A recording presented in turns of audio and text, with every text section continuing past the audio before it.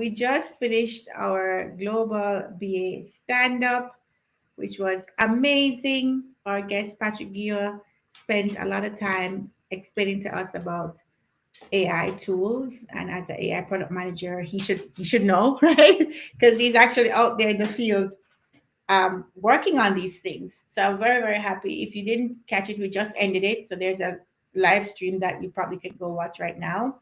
It's viewing is a little bit odd. It's like vertical because when I was trying to start the live stream, it told me I had to switch for vertical to optimize. And I was like, I don't know why that is, but then I just started it because this is my first time using this tool. I'm using a new tool called Restream to stream to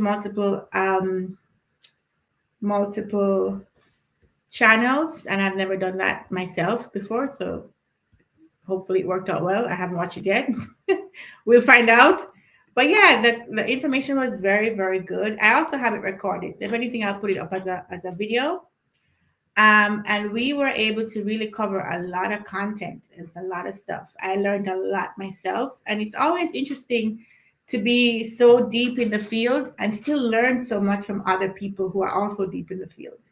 You never stop learning, do you? You never stop learning. There is always something to learn.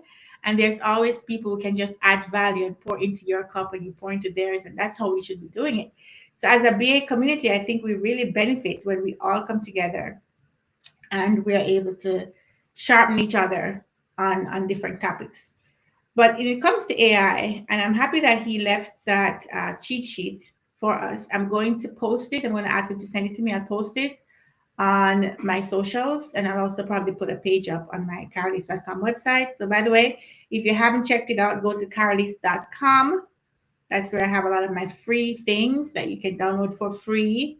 And then if you want to really go further, then you go to backofficeclub.org, which is where I have my membership program. I have courses, I have all these things that can help you to grow as a business analyst. So go check those two websites out.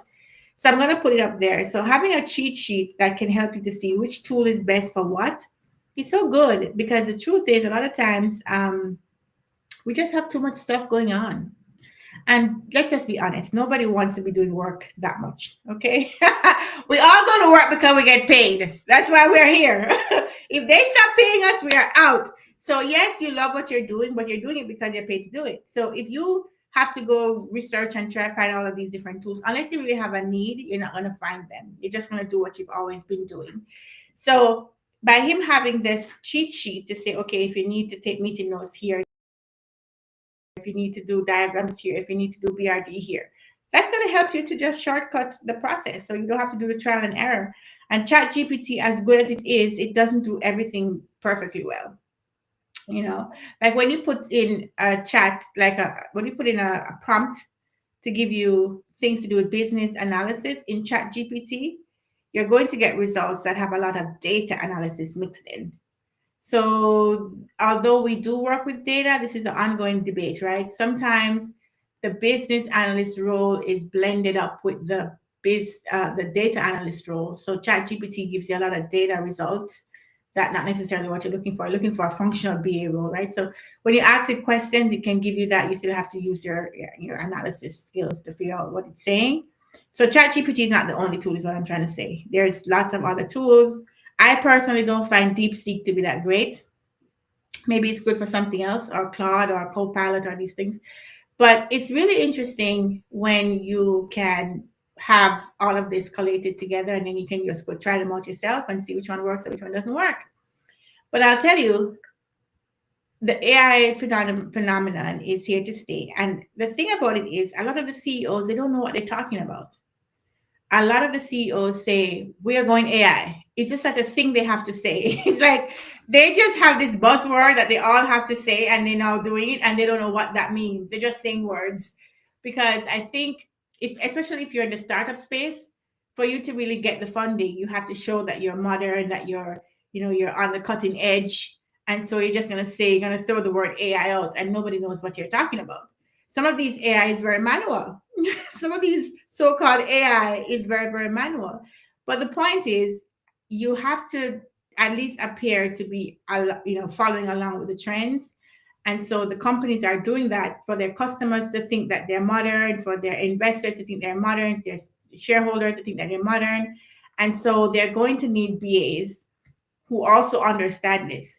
So one of the highest paying jobs right now is if you're doing like AI research and development, and you're coming up with how you can employ AI in the solution of regular problems that companies facing, right? So if you can come in there and reduce the time that they take to go to market, or reduce the time that they take to deliver some big product, then they're going to pay you much more money. So at the leadership level, the VP level, people who are doing AI development, these are the ones that are getting a lot of the jobs and the big salaries. But the BAs are going to be instrumental to help them to deliver this stuff. So I think just having the mindset of being a BA and going into AI is great. It's intimidating though, if you be honest with yourself. It's intimidating because for people who are just trying to start into career, they're already struggling to try to get a job. And then now you're gonna throw on top of that knowing AI, and they're like, oh my God, I'm just lost. I don't even know what you guys talking about. It's too difficult. And so, it can be intimidating. But as we said in the live stream that we just ended, you don't have to know everything to get the job. You just need to be able to convince them that you are aware of the tools, and you are aware of how they work and what to do with them, and you can speak to some of them if you're asked. If you're not asked, don't offer it up. But you can show that your relevance by just knowing that these things exist, and when you get the job and you have to apply it, then you do that, right? So that's what that is.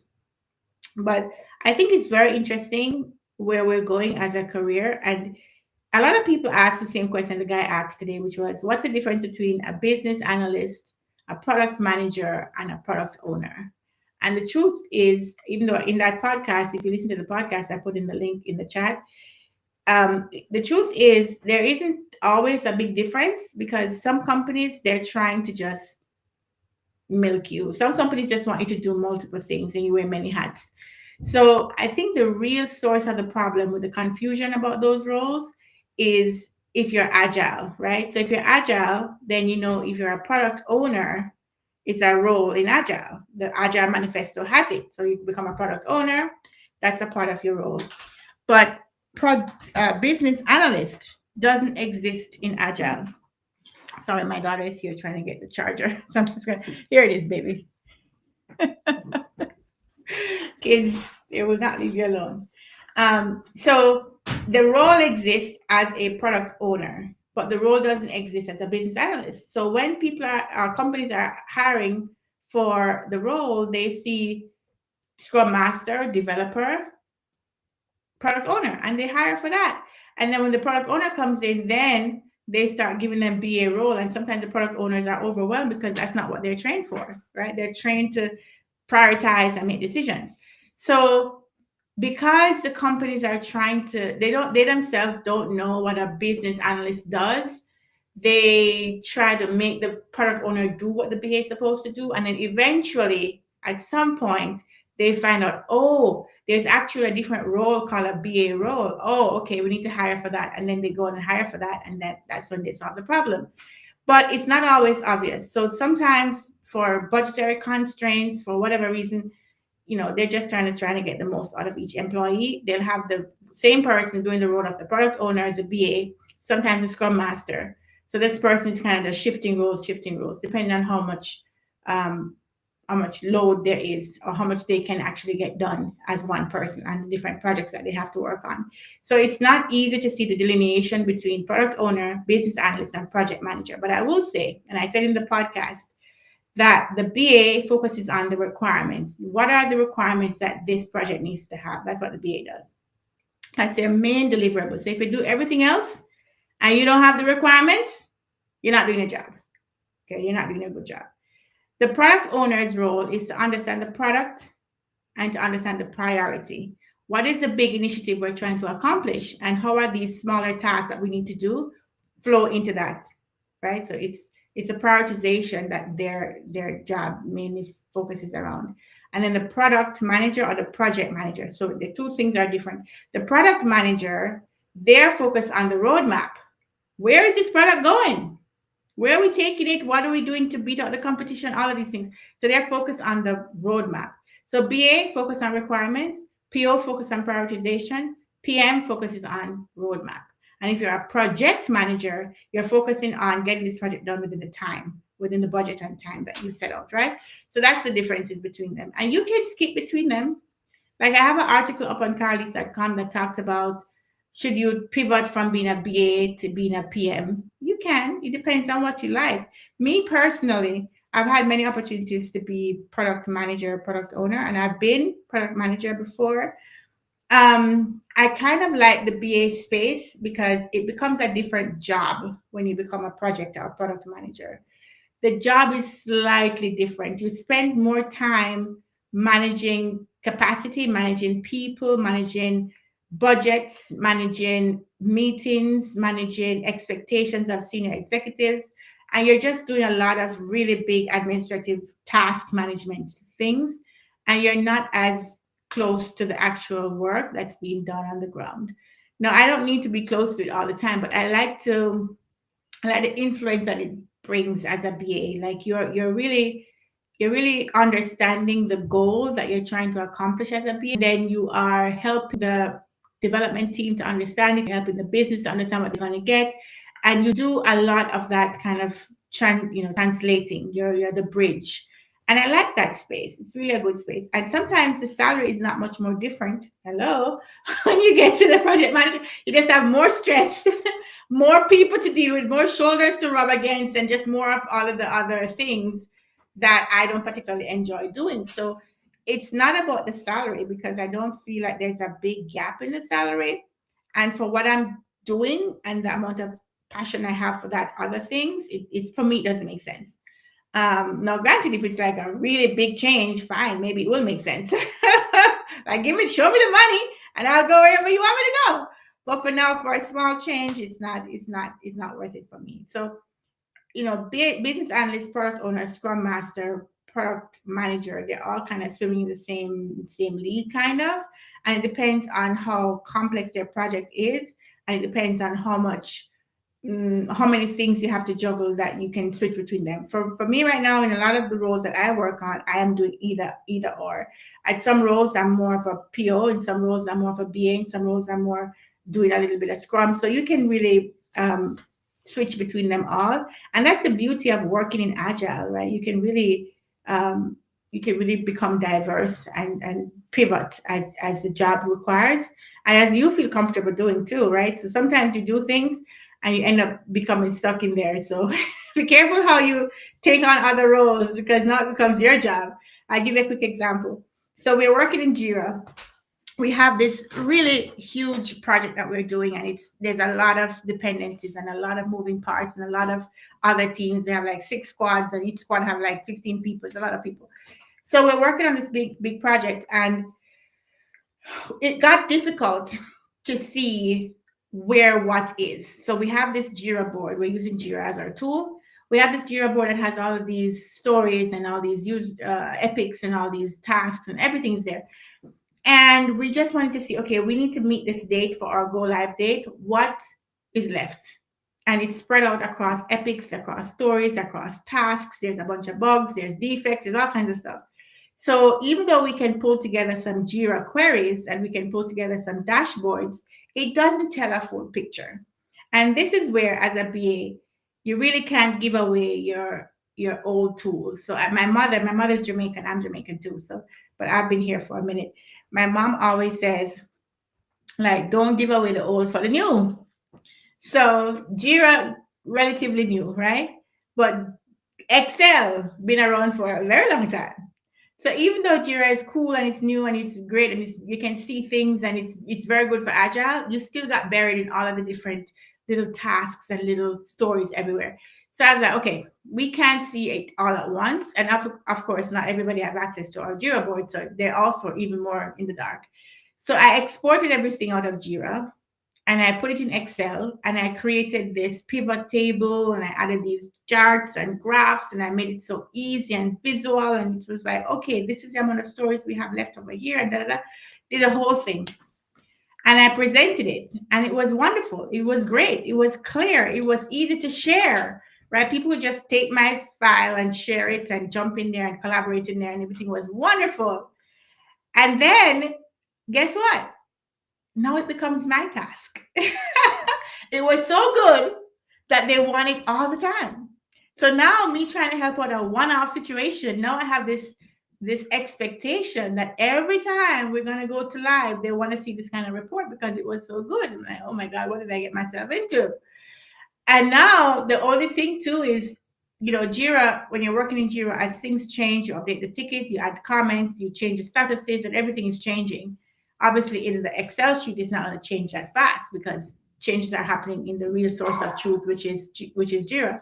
So not only do I have to maintain this Excel sheet, then I also have to go update it every day from the things that have changed on the actual live system. So now I've created a double work for myself. So I'm in the process now of trying to backpedal out of that, get out of that little rut, because I cannot maintain these two documents, these two systems, one document and a system, going forward on these huge, huge projects. It took me a lot of effort to put it together, and I don't want to keep having to do that. So sometimes it can be very helpful. Sometimes you can help your team because you have the knowledge. Sometimes if you work in multiple roles, you're a BA, you're a PO, you're a Scrum Master, you're doing all this stuff. You know how to, flip between them all, and that's great. But sometimes you can actually create more work for yourself, and that's not good, right? Because you're only one person and you're getting paid for one salary, so you should do that. So yeah, but anyway, I think just being aware of the AI tools, just being able to know what they are, and understand that the companies who say they're going AI, they themselves don't know what that means either. So if you are like, I don't know what it means to be an AI BA, that's okay, because we're all going down this road together. We're all learning it together. And the people who are going to win are the ones who are willing to take risks and take a chance, right? The ones who are willing to keep up with their education and to keep investing in themselves. So I used to follow this guy. I can't remember his name right now, but I used to follow him on YouTube, and he would say he invests in SME 500. The SME, I can't remember his name, but what he's meaning is that he keeps buying courses. He keeps buying courses. He keeps investing in education because it's the SME 500, not SMP, SME, meaning that if you invest in your education, you will never lose it. And it doesn't cost you anything to travel with it. You don't have to pay baggage fee for it. It's always going to be there. It's going to come out whenever it needs to. So it's definitely a good investment to invest in yourself and to learn and to not be afraid. I also want to tell you a story. It's so strange. You're going to think this is weird. Back in 2010, I left college, and I had this friend who's an older guy. He was a friend of mine, but he was always like he knows so much. Like whenever I would talk to him, because I like to talk to old people from when I was a little girl. I used to, where I lived in Jamaica, we used to have to pass on the street, and there was these houses that were there for a long time, older houses, and there used to be a guy who had a farm, and every time I would pass there, it's like a guy in his 80s. I would say, "Hey, Mr. Brown, how you doing?" And Mr. Brown would say, "Hey, Cara." And then one time I would stop and ask him, "How do you?" Because he used to farm on one side of the land, like he have corn over here, and then he have cows over here. And then I would notice he'd switch it around, and now you have where the cows were, you have the corn, and where the corn were, you have the cow. I love farming too, by the way. So I'm interested in all kinds of stuff. So I would ask him, I would say, "Why would you do that?" And he would explain to me how farming works. And he'd tell me about the history of the whole neighborhood and which house was built first and which house afterward. He was so interesting. He was 80 years old. And I would sit on his porch and listen to stories of long time ago. And I thoroughly enjoyed it. I love talking to old people. So this other guy I was telling you about back in 2010, I was talking to an older guy too, but he was so savvy. And I was like, how is he older, but he's like in the technology and all the stuff? I was so impressed with that. So he said to me one day, he said to me, "Cara, if you're going to be a successful person, you have to be like me. I stand at the corner of the world, and as the world is turning, I just stay at the corner and pick up all of the new things that's happening." And at the time, I didn't really understand what it meant. And he told me that what's going to happen is that we're going to be in a world of apps. This is in 2010 when I'm in Jamaica, and I didn't even know what's an app. I don't know. He said in the next 5 to 10 years, it's going to be an app for this, an app for that, an app for this, an app for that. And I was like, really? He said, yes. And I was like, oh. Then he said, we're going to have an app to turn down the sun. And I was so taken. I'm like, what? He's like, yes, we'll have an app to turn down the sun. I was like, what do you mean turn on the sun? He's like, yes, we can build an app for anything. We can turn the sun down with our app. But obviously, I think he was just exaggerating, right? But the point is, he really was like at the corner of the world. Imagine that old guy in Jamaica, in the mountains, listening to reggae music and figuring out what's going to be the next thing that the world is going to do. I was so impressed with that. So he told me that, and I didn't run with it. I just, ravings of an older person. But he was right. The world eventually became a world of apps. They have an app for everything. And so I think that guy, I don't know if he's still alive. I've lost touch with him. But now what we know is that the world is now moving towards the robots and the AI, and it's going to be ingrained and embedded and integrated everywhere. So I don't want the second chance to miss me. I haven't really missed the app's chance, but I didn't take advantage of it the way I could have back in 2010. So now we're in 2025, and this is what we are in. This is the world we're in, and I'm not going to make it miss me, right? I'm going to learn. I'm going to grow. I'm going to see how can I use it. What do I need to know about it? How does it help my life? Because it's not going anywhere. So that's a good example with what the list, the cheat sheet that Patrick shared in our previous live. For those of you who didn't join that, you can watch it on my socials. We just ended it like a half an hour ago. Those tools would be the best place to start to learn about it, and then figure out how to do prompt engineering, right? So prompt engineering is another thing, and generative AI and all these other terms that you notice how our language has changed in the last year or so. Like in 2022, nobody was talking about these things. Like we were all excited about ChatGPT 2022. Oh my God, what is this thing? We're all excited. And now it's like we've moved on already.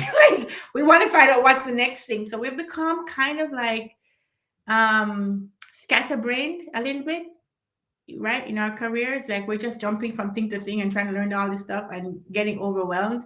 And I would caution you not to be overwhelmed. I'd caution you to pick a few tools that you like, that you think is going to be helpful for you, master them, but master the ground, not the tool itself, but like what it does and why it does it. So if the tool changes, it doesn't matter. It's like when you're learning programming. You don't want to focus necessarily on the syntax, but understanding what is it you're building, what's the idea behind it, what is object-oriented programming versus this C++ or Java or whatever other type of language, right? So understanding the underlying foundations of it would be better, because wherever the tool changes, you can go with the change. You don't have to be stuck to the tool. So yeah, that's where the world is going. I want to address the people who are still in the job market before I end this live. I know that it is overly frustrating when you're trying to get a job right now, and the job market is just become really a nightmare. Not only are you competing with people who are already in the field, who are trying to transition to a different job, but they have experience before you, but you're also competing with people who have just, maybe they've been laid off, maybe they were somewhere else and now they're coming in. And it's always been that way, but I feel like there's more new people entering the job market than before. You're competing with AI tools who you think are going to take over, but sometimes it's a perception. Obviously, it's not going to be the case. They still need the human right now. We still need humans to do some of the things that we're doing. And it's taking a longer time for you to land the job. Like you're taking longer. I know people who have said to me, I've been putting out resume after resume after resume after resume, and I'm not getting anything. I'm not getting any calls. And like I always say in these BA stand-up, if you're not getting calls, it's probably because your resume is not the best, right? You need to check the resume first. That's something that's within your control. It could also be that you have a great resume, but then the recruiters, maybe the job no longer available, maybe they pick somebody internal, maybe you just never made it into the cut, who knows, right? So there are things that you have no control over, which you can't beat yourself up over. You have no control over it, so you can't beat yourself up over it.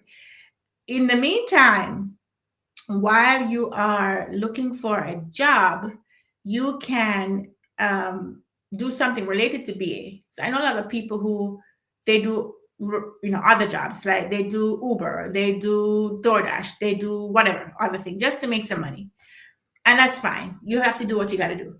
But you can also try to do a job that is like a freelance job, but it's related to the BA role, so that you're not just doing a job to make money, but you're actually learning something you can apply and you can use in your interviews, right? And you're like, where do I get those jobs, Karaleise? I understand. I'm getting there. So, so the first thing is, it's not about just getting a job, right? You have to actually know how to do it. A lot of people focus so much on getting the job and they don't have any idea what they're going to do after they get it. Like, suppose they give you the offer right now, what are you going to do? A lot of people have no experience. A lot of people have never worked in the field. A lot of people don't have any case studies to practice with. They have done a boot camp maybe for 3 months and then they've just been thrown into the world of finding a job. It's not enough. You don't know what to expect, and that's part of the reason why you feel so anxious, because okay, I think I know something because I did the boot camp, I did invest in myself, but if I actually get a real project, what do I actually do? Like, it's scary. And so they need the money. That's for sure. Everybody needs the money right now. The bills are high. The bills are coming and they are high. Ain't nobody worried about the fact that the economy is bad. Everybody putting up, raising the bills anyway, right? So the bills are high and you need to pay them, and a lot of people are in very dire situations. So I understand the anxiety and the rush to try to get the job. But I want you to be encouraged that you can get the job. But for you to really convince them to give it to you, you really have to spend more time investing in your knowledge, right? And part of it is, where do I find case studies? It's difficult to find case studies because a lot of the case studies I have seen, at least, they're too simple. They are examples where people tell you too much stuff. They tell you they tell you, where to go to find the details. They give you so much, and it's like all you have to do is just regurgitate back an answer to them, and you pass and you feel happy. But the truth is, in the real world of work, you don't get all that information. Nobody telling you stuff. So I'm going to share my screen, and I'm going to share with you on Karaleise.com where you can go to find some case studies. And you're going to use these case studies to, let me fix this view here. Hold on a second. You're going to use these case studies to be able to practice. And there's free case studies and there's case studies that you got to pay for. And it's not expensive. It's like $15. $15, which means that you can use the same money you used to buy a sandwich to learn how to be a BA. Okay? I'm not trying to be out here charging people a whole bunch of money. I just want you to invest something, because I want you to know that you're going to sacrifice things to learn, right? So here, if you go to Karaleise.com and you go to case studies, you'll have premium case studies, case study articles, and this was a workshop I used to do. I don't do that anymore, so I'm going to remove that from the menu. So here you have a number of case studies that you can practice from. And the good thing is that you even get the questions for free. You get the questions for free, and these are from real world projects or real interview questions that was asked to people going up for a job. So for example, this task management system example, right? If you click on this, it will tell you about this case study. So you can do a quick preview. Okay, here's a pop-up for our stand-up that we just had. You can do a quick preview and you can read the problem that was asked, right? So here we go. This is a scenario. This is a screenshot. Okay, I could make it larger so it doesn't overlap, but I'll do that later. So this is a question, this is a screenshot.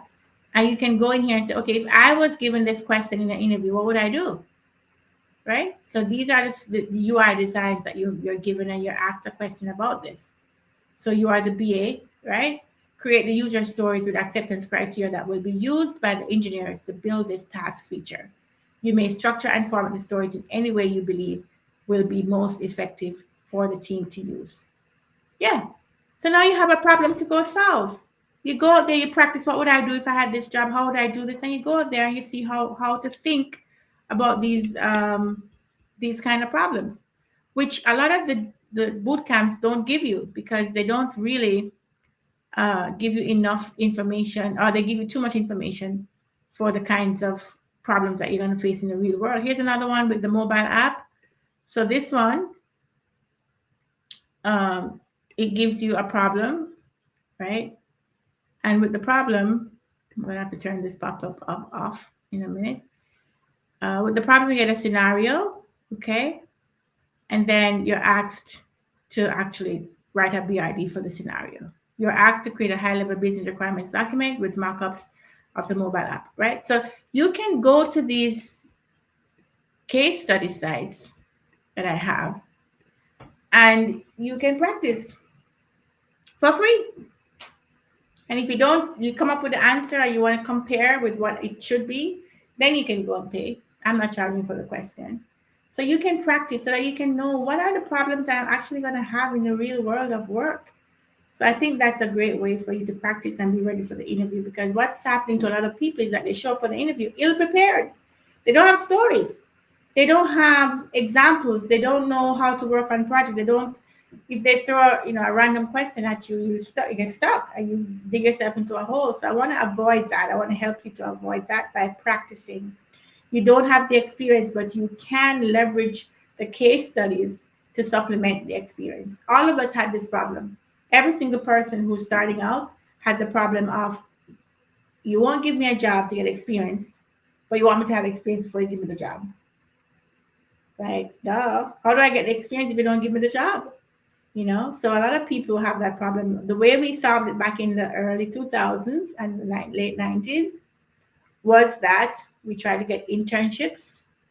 There was nepotism. If you had, in a small country like Jamaica, we had nepotism. And you just update your resume. You just send out your resume, update your resume. You don't have to know somebody to get a job. You don't have to know somebody who knows somebody who knows somebody. You don't have to be, the most 10, 15 years experience. You don't have to. You just need to be able to be consistent, have a good resume, get out there. People ask, where else can I apply for a job except for LinkedIn? Because they feel like LinkedIn is saturated and maybe they're not getting any responses on LinkedIn. I still find LinkedIn to be the best place to get a job. I think it's one of the best places to find recruiters, for them to find you. So I don't have another one that I think is better.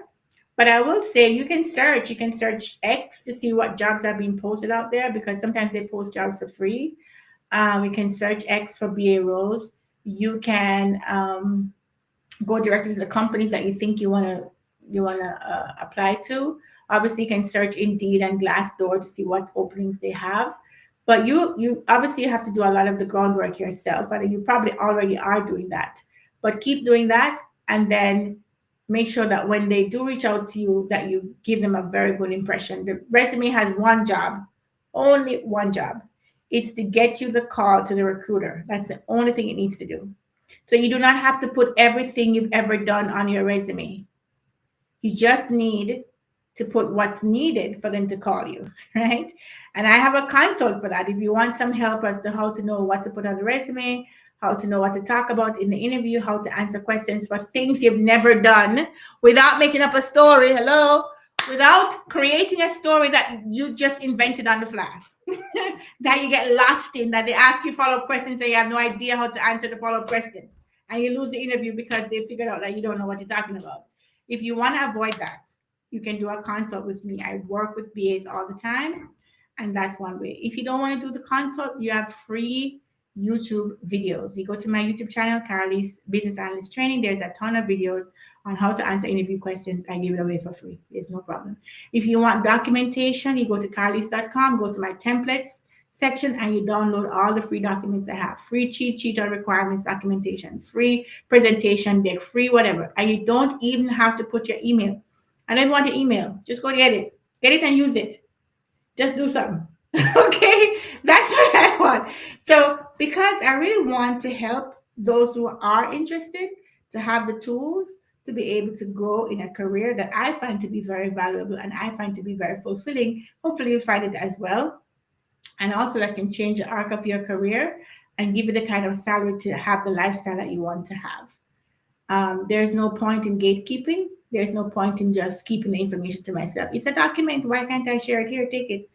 Go see what you can do with it. That's fine, right? So I have all of the mechanisms to help you. I have tools, I have courses, I have consultations, I have free materials, I have case studies, and all of it is geared towards your success because I've talked to enough of you to understand what you're struggling with. And so I've tailored things that will help you. You need a template because you don't know where to start. You need a case study because you don't understand what problems you're actually going to be faced in the real world of work. You need you need a consultation. My voice is going. Sorry, guys. You need a consultation because I thought I gave you everything on Karaleise.com. And you used to come to me like, I don't know what to do. So I'm like, okay, fine. Consultation. Because sometimes you just want to talk to a person. Sometimes you just need somebody to help you to block out the noise because you're learning on your own and you have 100 courses, you're watching 500,000 YouTube videos, gurus upon gurus telling you all kind of things. And you don't know where to go. You're just like, I'm overwhelmed. I don't know. I want to change my career. I want to start in something I can get good salary for, possibly work from home. Right now, everybody's hybrid, so it's like 2 days a week in the office, but sometime at home. What are these weird things flying around in my office? We were doing some construction, so I think there's some of the dusty things are flying around. Yeah, you want to have a good career. You want to get good salary. You want to have a job where you have influence, where you feel valued. You want to have some time where you can work from home because you want that work-life balance, and you want to be working in a corporate environment where you can feel very you're not out in the rut, right? You feel like this is a job that you have a lot of analysis that you can apply, right? Because you have that brain power anyway, you want to use it. So being able to start your career right with that in mind, especially when you're coming from a different career, like you're coming from retail, you're coming from healthcare. I have a lot of people coming from healthcare. They're CNA nurses, they're working in all kinds of departments in healthcare, and they're just tired of being on their feet all the time. They just want to have a job where they don't have to be running around and dealing with all of these things. And some of it is hazardous. Some of it puts your health at risk. You just don't want to be in that environment anymore, like high energy, high tension all the time. You don't want that. So they want to transition. So I'm talking to a lot of them. And even though I provide the tools, they still want the consultation. They want to talk to a human. There's something about us, right? Where we relate better to other people, especially somebody who's done what we're trying to do or somebody who understands where we're coming from. Because a lot of you, the main problem you have is not even your own willpower, is that you don't have any support. Your spouse don't know what you're trying to do. Your family don't know what you're trying to do. Everybody's like in different directions. And you know that if you don't cut the noise out, you're not going to get where you're trying to go. But nobody understands the details of what you're trying to do. And you don't have anybody to talk to. And so they want to do the consult. So I was actually forced to create a consultation product. I didn't want to do it because I'm like, I don't have time. I have to do all this stuff. I have a kid, all this stuff. But no, they're like, we want to talk to you. So now you can go to my website, Karaleise.com, and you can actually sign up for a consultation. It's like $250 for an hour and a half, 2 hour consult. I think it's 2 hours now. I upped the time. So it's the cheapest out there, but it's also the best. It's the best value. And the reason why I have it at a reasonable price or a good price is because I want to make sure that you're not impeded. Like if you're trying to get a job, I don't think you have. I think you're really in a desperate state, and I don't want to capitalize on that necessarily. I want to make sure I give you value at a good price. So for me, I think it's very, very low. It's less than what my time is actually worth, to be honest with you. But I really want to allow people who need help to find me and to get help. So you can go to Karaleise.com, you can go to consultation, you can find a way to get there. And the last thing I want to mention before I leave is, I think there were many last things, right? I've said last thing maybe 3 times now, is for those who are in the job market, again, the resume has one job to get you the call. Once you get the call, you have one job, just to convince them to set up a time with the hiring manager. So when they call you, Your job is just to let them know that you know enough about the role that you would be a good candidate. So they're going to ask you eliminating questions like, how do you work in Agile? Like, what is the different methodologies that you prefer? Like, just basic things, because the recruiter sometimes is not a BA. They don't know what a BA does. They just have this checklist questions to check to make sure that you're actually a human. You're not just a robot that sent in an application. That's the first thing. The second thing, that you actually know what the job is, because you'd be surprised how many people apply for jobs that don't know what they're applying to. That is why when you're applying for jobs on LinkedIn and it says 500 applications sent in, 300, and it was just like 24 hours ago, don't worry about it. Don't worry about it. Just apply anyway. Because those 500 could be robots, could be people who have no clue what it is that they're applying for, just applying wherever they can. Could be anything. You have no idea what, you just have a number. You don't have quality.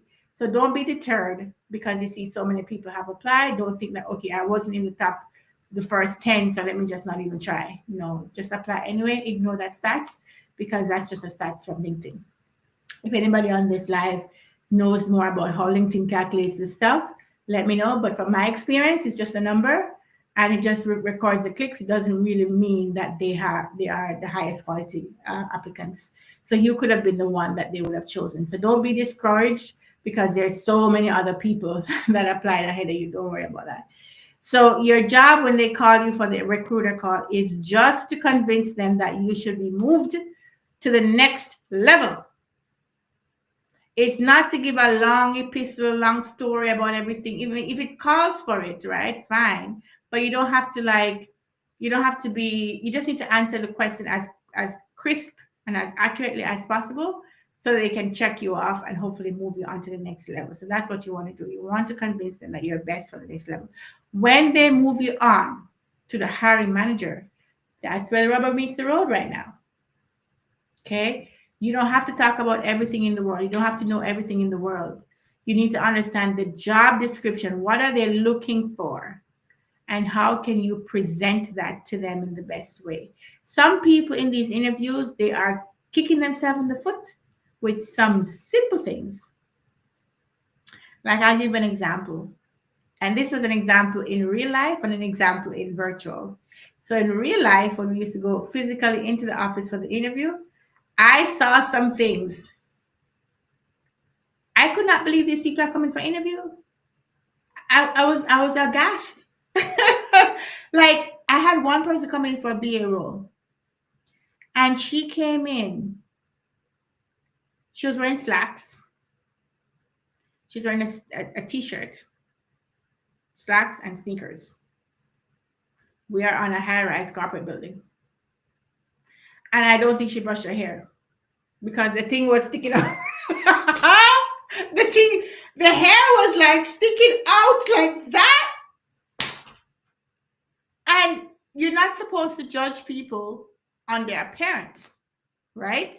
Because their intelligence is what you want. You could have a bad appearance today, but you're great at your job. That's fine. But it doesn't hurt to show up looking appropriate. And people nowadays don't know what appropriate means anymore.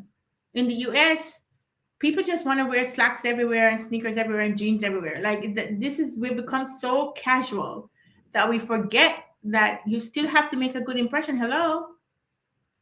So this girl showed up in her slacks, her sneakers, her t-shirt, and we're all in there in office wear and in jacket, and we're just like, she looks like the least interested in the job. And then so we could overlook that if you were presenting as a competent BA, and she also didn't present as a competent BA either. So obviously she was not going to make the cut, but it's just little things like that. Like people will assume that you're not serious because of how you present. They shouldn't. It's not right.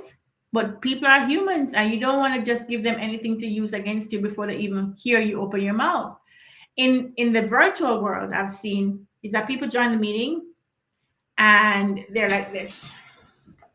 Like you can hardly see them. It's like this. They're talking to you like this. Barely see the chin. All they see is roof. Oh my God, I'm gonna fall off this chair.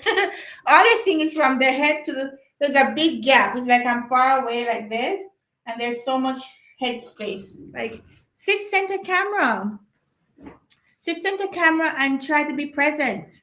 Try to let them see who you are so they can know they can feel as if they're in the room with you, and they can get a sense of, okay, if this person were to talk to my clients, this is how they would present. This is how I can envision them working on my project, right? So you'd have to give them all of the clues to help them to see you in the role. That's one. And then two, I find that sometimes the people in the interviews, they themselves, they don't know what a BA does. Don't be surprised that the interviewers themselves have no clue what your role is. So they come into the interview and ask you a bunch of silly questions that you're like, what? But you obviously have to give the best answer because you want to get the job. So when they go into the interview, they start asking you, so tell me about testing. And what testing tools do you use? And how do you do automated testing? And the person doesn't know that you, as a BA, you're not a tester. That's a whole different career. It has its own everything. They don't know that. So you're faced with the answer of, do I educate them that they're asking me something that's outside of my actual role, or do I pretend to know everything so they don't think that I'm not knowledgeable, or do I make up a story on the spot, right? So it's a judgment call. I always say, if you're in the interview and they start asking about things that you don't know, or you're not supposed to know, like if they ask about how you test and how you do automated testing and how you do system integration testing and everything except the UAT. UAT is you. Everything else is for other QA role. I would say I can do the testing, right? Because I've done it before in the past. But typically on the projects I've worked on, we have a QA role that's specifically dedicated to doing the unit testing, the system integration testing, regression testing, and all these other testing that we do on software projects. So that I can cut them off from going down that road, because I'm not going to be telling you about the tools and all this stuff, because this is not my forte, right? So you have to correct them in a very professional and respectful way, but also let them know that this is not typically what the BA would be responsible for. And then you can pivot that into a question. So you can ask them, in this role, is it required for the BA to be also doing automated testing? It'd be very, very interesting to learn about that. So you could say that, right? And obviously in a very, very welcoming, open, kind of tone, to make sure they know that you're not saying, no, I don't do this, but more like, I'm interested to know how you guys do it in your organization. So those are some of the things that you have to look out for in the interview. So when you finally get to go to the hiring manager, normally in the BA interviews, it takes you down a couple roads, right? You do recruiter call, you do first interview, you probably do a second interview with other team members, you might do a presentation case study, and then they give you an offer. So each step, your job is just to get to the next step. What can you do here to get to the next step? If you can put that in your mindset, that you don't have to know everything, you just need to know, what does the job want and how can I focus on just those things and manifest and display those things in the interview to move to the next level, I think you'd have much less anxiety. It's a nerve-wracking thing to try to get a job in a field you've never worked in before.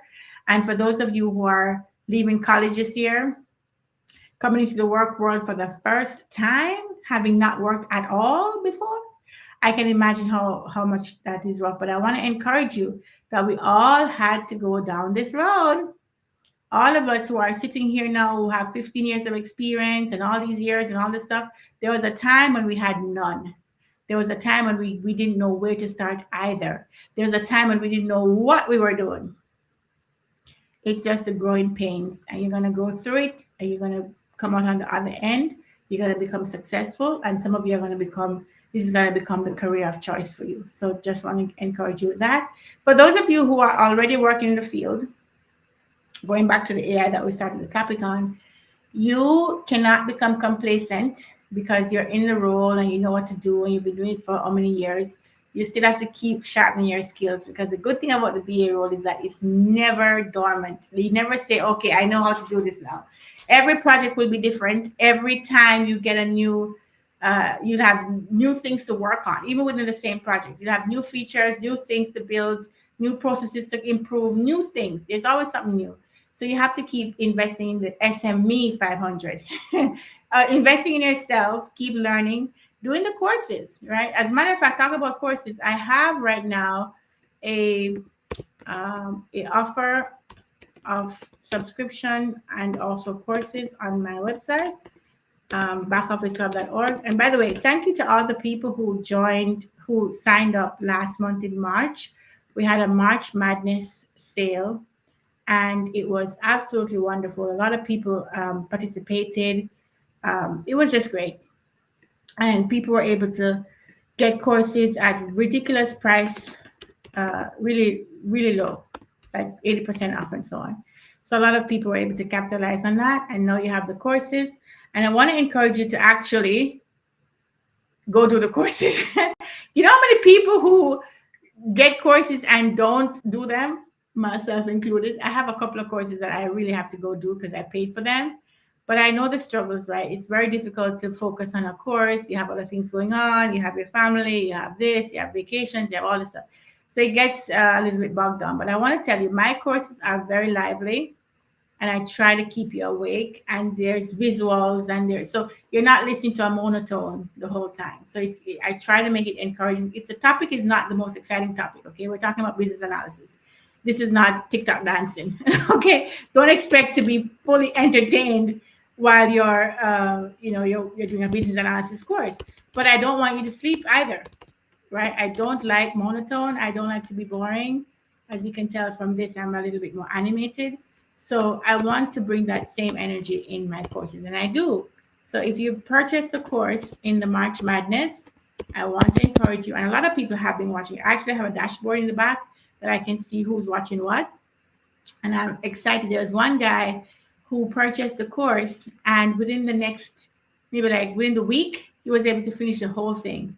And these courses have quite a number of lessons, and there's quizzes, and there's downloadable files. There's a lot of stuff. So I was so shocked that he was able to finish the course so fast, and he watched every one of the lessons because we could see that. So he was very interested. So I want people like that, right? You buy the course and you're energized because it's interesting. It's real projects that we're working on. You get real examples. And the best part is that it's recorded from a live session. So you hear all the questions everybody else asks, and you hear the interaction. So you're kept engaged, but you also get answers to questions that you probably have as well. So that's really, really good. So this is our website, the Back Office Club. And we have this month of April, we have 25% off any of our plans. We'll talk about that in a minute. But we also have courses. So we have 6 courses right now, like business analysis on a new project, best practices for writing user stories. Writing user stories, so backend and API integrations is very popular. And how to write user stories in Jira and DevOps. How to do business analyst interview presentation case. This one, you should do this one. If you're trying to get a job, you should do this one, because this one is going to help you to see how to present to your panel. It's going to show you with examples and downloadable files how to craft the presentation so you can land the job, what they want to hear, how to say it, how to respond to questions, how to present your case study. This right here, you got to get this one. Now, it is $120 right now. We don't have a sale right now, but we will have a sale closer to Easter. So if you want to check back in Easter, we'll have a sale again, another blowout sale closer to Easter holiday in a couple of days. So that will be good for you. And we also have a bundle right now. So if you want to take all of our courses, how to list requirements, how to write user stories in Jira, this one is so good. This one, you learn the tool, Jira and DevOps. These are the 2 main tools that we use. You learn how to use those tools with real projects. We went through 3 real projects for implementation, software build, and enhancements. And those will cover everything you'll ever have to do as a BA with these tools. So that's why you're getting a lot of value there. So we have this bundle. We call it all-in-one 6 courses and consultation bundle. You can get this one for $4.99, which you're saving $200 if you were to buy them individually. And what it does is it lets you get all the courses plus 2 hours consultation with me. So I will train you on either if you have a project that you're working on already, or if you are going up for interviews, you can get trained on how to do the interviews. If you have a project you need help with, I can teach you how to think about it so you can have a good impression for your superiors, all that stuff. Whatever you want to spend the 2 hours doing, we can do that once it's related to improving your career, right? So you can get all of the courses that we have plus that 2 hour consultation for just $499. It's a steal. You want to do that, right? The other thing that we have for April, which is I'm so excited about, is our membership. So if you've never heard of our membership before, we have a membership program where you join us, and depending on the tier that you choose. So right now we have 3 tiers: a basic tier for $49.99. With that, you join 2 stand-ups per week. So every week we have 2 touch points, 2 stand-up of 30 minutes each, where we train you on. We have the 2 of them are based on whether you're already in the job. So if you already have a job, we help you to excel in the job. Like if you're new, or if you're trying to land a job, we help you with the, all the things that you need to help you land the job. So we talk about those things in the stand-ups. And then we have 1 live training per month. So we have a 1-hour session where we train you thoroughly on a technique. So for that, it's $49.99 per month. And then we have an essential plan where you get an email, get access to our documentation with our extensive library of documents that we have, that you can find templates and presentation decks and SOWs and RFI, all kinds of documents you use on projects. It's there and examples of it. So we have templates that are just empty. Then we have documents that you can see how we use it in the real world of work, right? And then you have 2 trainings per month. So we have techniques that we train you on, but we have 2 different trainings. They get 2 hours of live training with me. That's what your essential plan is. And then we have our professional, which I actually think is the best value. I know it's the highest one. I'm not trying to just get you to buy the highest one, but you just have the best things. So you get the stand-ups. You get 3 live trainings per month. 3. That's 3 hours worth of training. And all of these hours, by the way, they go towards your PDUs, which is your professional development hours that you can use for your CBAP certification. So you got that, you get documentation, you get an instant messaging. So we have our instant messaging app that we use, Slack, and we can message within each other. So you have a question for the community, you can ask, the community can answer you. Or let's say you're going up for an interview and you want to ask this quick question to get ready for the interview. I'm there, other members are there, we all can support you. So it's a great place to discuss and talk about business analysis topics for members, right? Then why I think this is the best value is because you get access to all the tools as well. You get access to our Jira board, access to our DevOps board, access to our Confluence pages with our documentation, access to our Figma design files, and access to our library of case studies and library of interview questions that have been asked by other people going up for interviews. So for that, you're really set. You have in-person support from me and the community. You have all the tools that we use. You have regular touch points per month. You have technique training for you specifically per month. If I was coming up and this was available, I would be on this like white on rice. I'm just telling you, when I was coming up, nobody was there to even ask a question.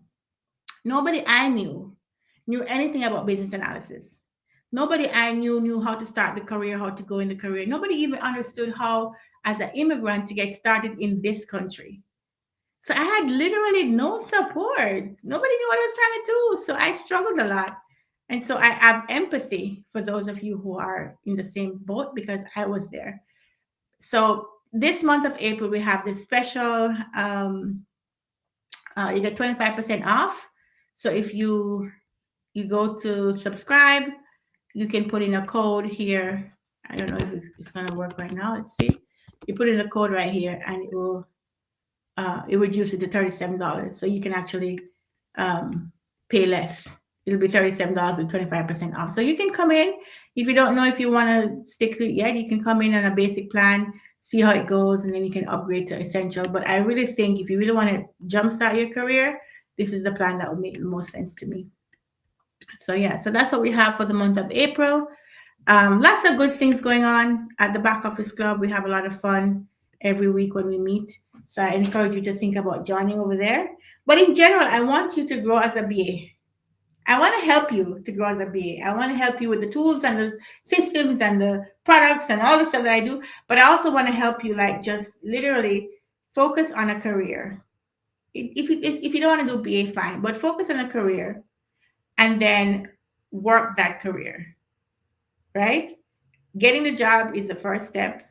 Updating your resume is the first step to getting the job. Get the job, stay with it. You're gonna have challenges. You're gonna have personalities that you're not going to like. You're going to feel like you're going to jump from one to the next. Maybe that makes sense. You know, some people say you should jump every 2 years to get the best salary. That's fine. But I want to help as much people as I can, if they are interested in becoming a BA, to find the resources, the tools, the help, the support, the person to help you to succeed and grow. To help you succeed and grow. And I think I have a lot of things that I've been able to help people. Most of all is my YouTube channel. So if you want to find free information, it doesn't cost you a thing. Just go over there and watch a lot of the videos I have. That's going to help you to just grow and to learn about real projects and how we work on them. And basically, when you do that, you'll be able to have the context for you to change the arc of your career. It's always great, right? To be on your phone and watching TikTok dances and having a wonderful time and hanging out with your friends and going on vacation is great. I love it too. But sometimes you got to put that away and think about your future. What are you going to do with your future? For now, not to say the BA role is the best role ever. Obviously, there are other roles, but this is something you can do. It's doable. It's attainable in the short term. And if later on you want to do something else, fine. You don't have to be stuck with it. But you can start it now and you can change your career and your mindset. You can build skills you can use outside of just your work. You can build skills that are going to be life skills with this career. So I want to encourage you. I think it's a good thing to do. So I think, with all the tools that we have the cheat sheet from Patrick, which I'm going to put on the website. We have all these videos.